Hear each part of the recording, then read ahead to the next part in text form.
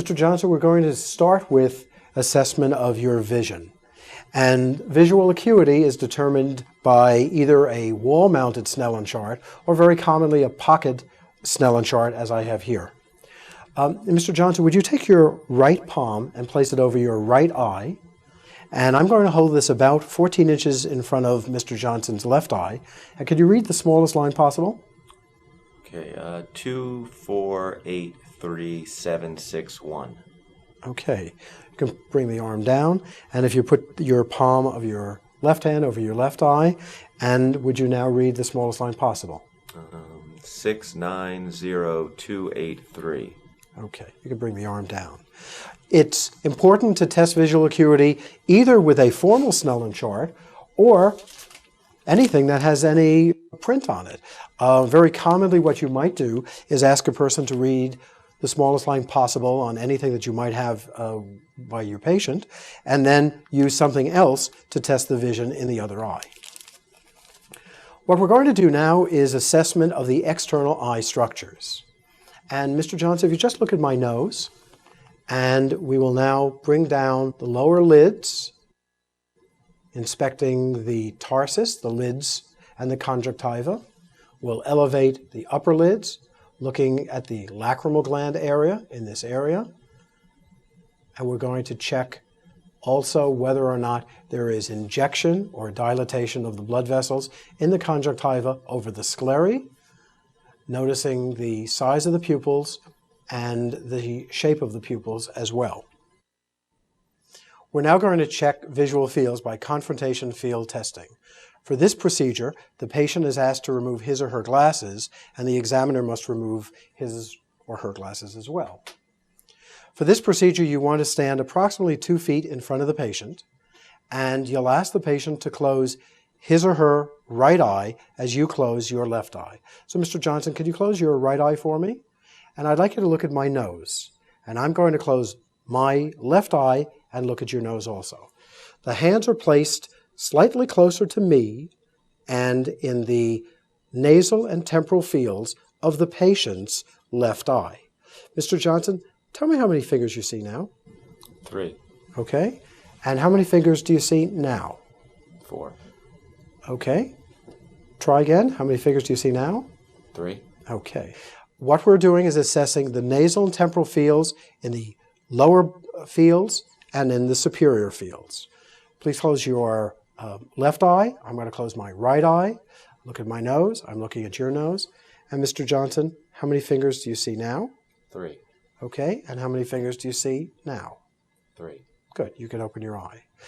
Please make sure that when you do this procedure that the hands are closer to you, allowing the person to have the advantage of a larger field, and also that the palms are facing you as you hold up your fingers.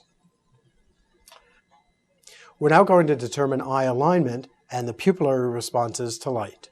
So David, what I'd like you to do is look in the distance, and I'm going to shine this pen light straight ahead, and I'm going to see where the light falls on individual corneas.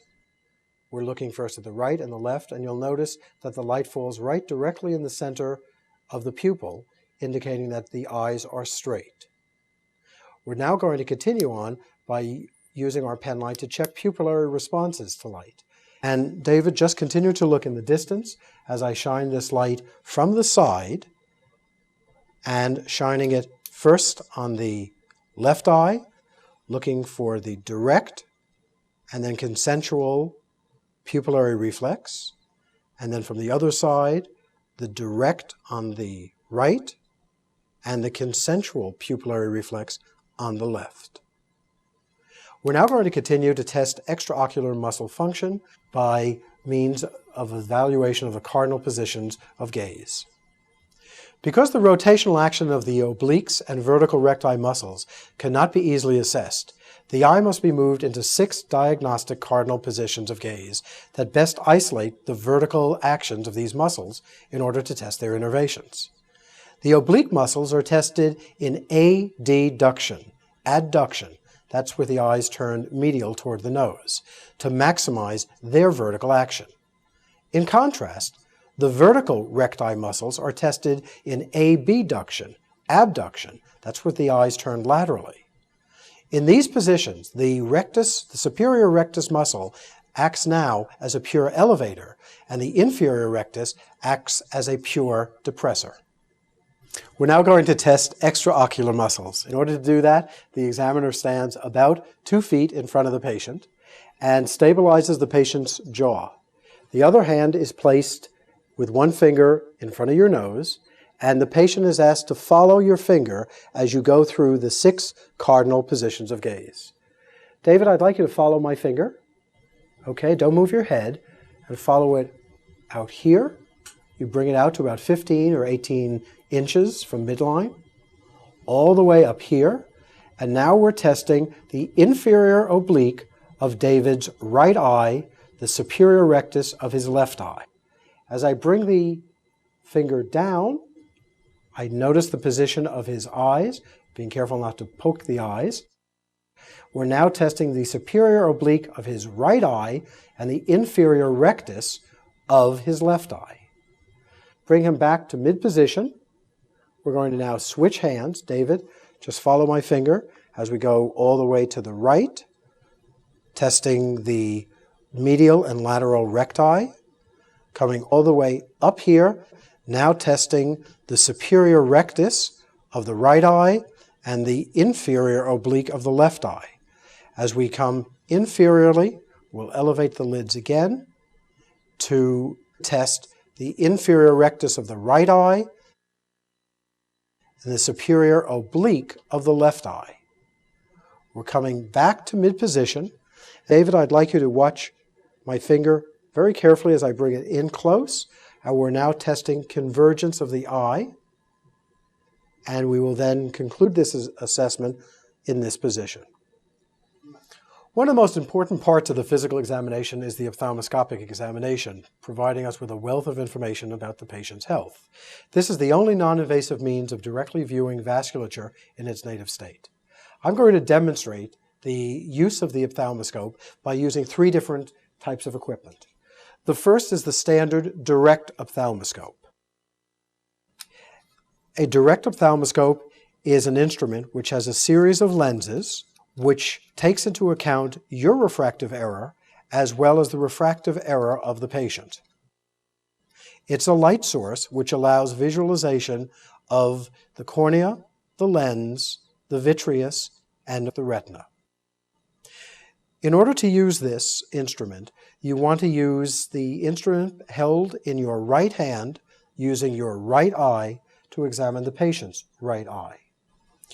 In order to do this, you should remove your glasses and have the patient remove his or her glasses as well. If the person is wearing contact lenses, or if you're wearing contact lenses, they may certainly be left on. The light should be placed on, as I'm demonstrating here, and the patient is asked to look in the distance. You should stand approximately 15 to 20 degrees off midline and elevate the patient's upper lid as the ophthalmoscope is placed against your right eye to examine the patient's right eye. The first thing that you'll notice is the red reflex.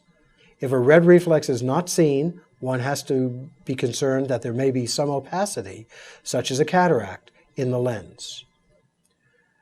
As you move closer to the patient, you will turn the lenses to focus deeper as one gets into the eye, past the lens, through the vitreous, and then into the retina. You must always be at eye level with the patient. First visualize superior nasal, inferior nasal, inferior temporal, and superior temporal. And Mr. Johnson, please look at the light. And at that last second, the patient's macula has looked directly at the light, and one is looking then at the fovea of the macula. We repeat the same procedure on the left eye using your left eye and holding the equipment in your left hand. And again, I'm about 15 to 20 degrees off of midline, and keep looking in the distance. And as one gets closer to the patient, the diopter wheel focuses First, as we go through the cornea, the lens, the vitreous, and now the retina. The optic disc is well visualized, as is the vasculature. Looking superior nasal, inferior temporal, superior temporal. And Mr. Johnson, look at the light, please. Thank you. This is the wall-mounted ophthalmoscope, and its operation is quite identical to the handheld unit. The only difference is that instead of the control on the handheld unit here, one has the on switch here. And the control of the intensity of the light is by this knob right here. In the newer wall-mounted unit, the brightness control is in fact in the handle. When one places it back into the holder, the instrument is turned off. The third instrument for direct ophthalmoscopy is the panoptic ophthalmoscope by Welsh Allyn. This provides a panoramic view of the fundus and provides a 5 times larger in diameter view than the standard direct ophthalmoscope. You can easily find the optic disc and the surrounding vessels, and it's easy to enter small non-dilated pupils. Whereas the standard direct ophthalmoscope provides only a 5-degree field of view, the panoptic provides a 25-degree field of view. This is actually 26% more magnification than the standard direct ophthalmoscope. The other advantage to the panoptic is that there is a greater working distance between the patient and the examiner, and I'd like to demonstrate it right now.